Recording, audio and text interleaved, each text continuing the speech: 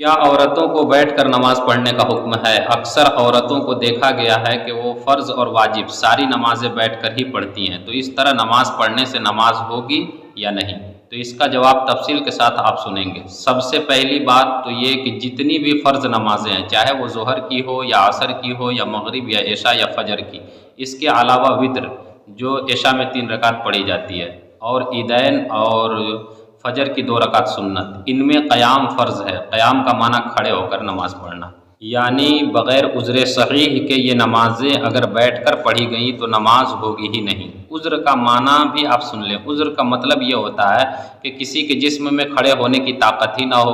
अब चाहे ये बुढ़ापे की वजह से हो या किसी बीमारी की वजह से कि खड़ा ही नहीं हो सकता, या पैर ही कटे हुए हों, या पैर कटे हुए तो नहीं हैं लेकिन पैर टूटे हुए हों जिसकी वजह से खड़ा नहीं हो सकता, तब बैठकर नमाज़ें पढ़ सकता है। अगर ऐसी कोई बात नहीं है तब तो खड़े होकर ही नमाज़ पढ़नी पड़ेगी।